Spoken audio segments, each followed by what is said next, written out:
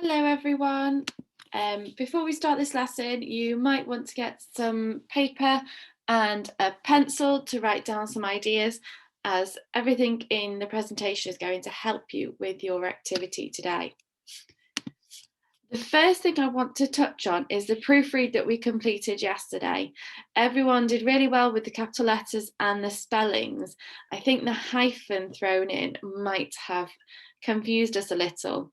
So our hyphen was to create that compound word, well connected, rather than show parenthesis between Shrewsbury and Shropshire. So just be careful of that if we do a proofread again. Okay, so as you know, we're going to be writing a biography. So in order to write it, we need some targets. So our targets is use the passive voice and keep it in personal style, use a variety of sentence openers in order to create cohesion, organize our writing using subheadings and or paragraphs, and to hear a subtle writer's voice throughout. So to give our opinions, but not just fill the page with opinion. So keeping an impersonal and informative style, what does this actually mean? So it's a formal tone which includes our facts, which are the key part of the biography, but also putting in the odd opinion to support our writing. You'll have noticed from the task yesterday, the biography of Roald Dahl, there were a lot fewer opinions than there were facts, and the opinions went with the facts, so the opinions backed up the facts that were listed. How do we do this? How do we keep it informative and impersonal? Well, we don't use personal pronouns because we're not talking about ourselves, so we're not going to use I, me, we, because our opinion has to be subtle. So we don't want to be I think this, I think that, because it's too obvious. So our opinion has to be subtle.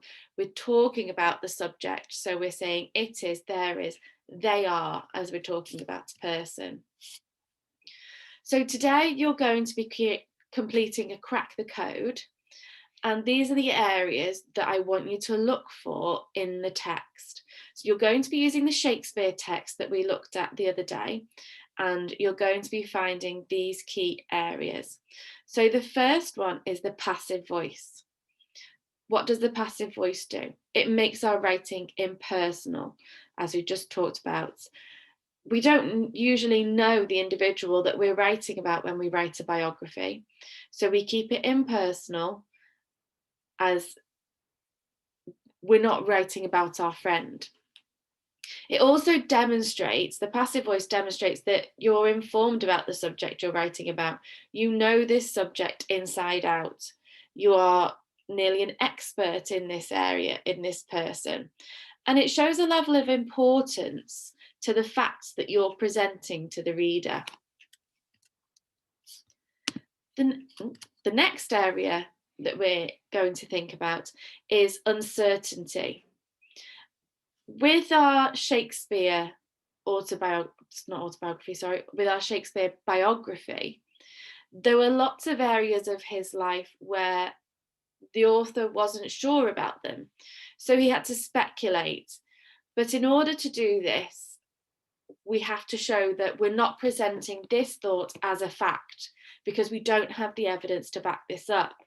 So we can use key phrases like it is believed that, or it is likely, or there are theories, because this tells our reader that this isn't 100% certain.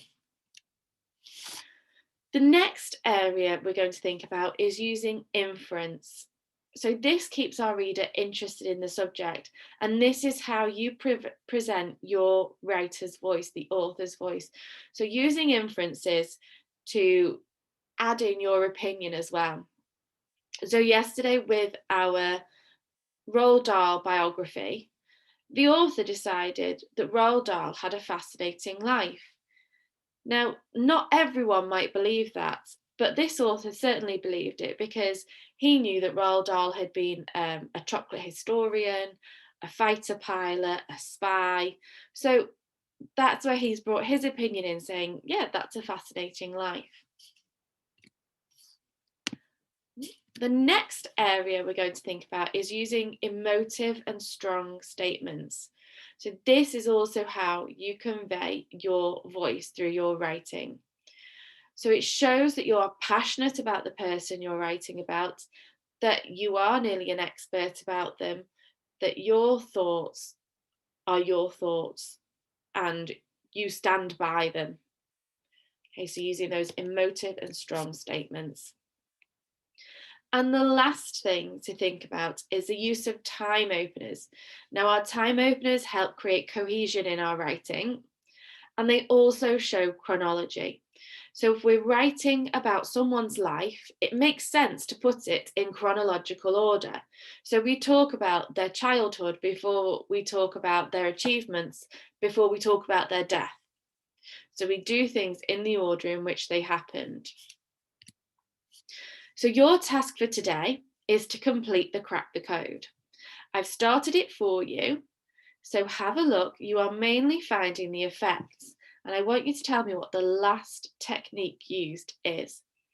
Everything you need is here in this presentation, so I hope to see lots of fantastic work from you today. I will be on Dojo. If you have any questions, please just drop me a message.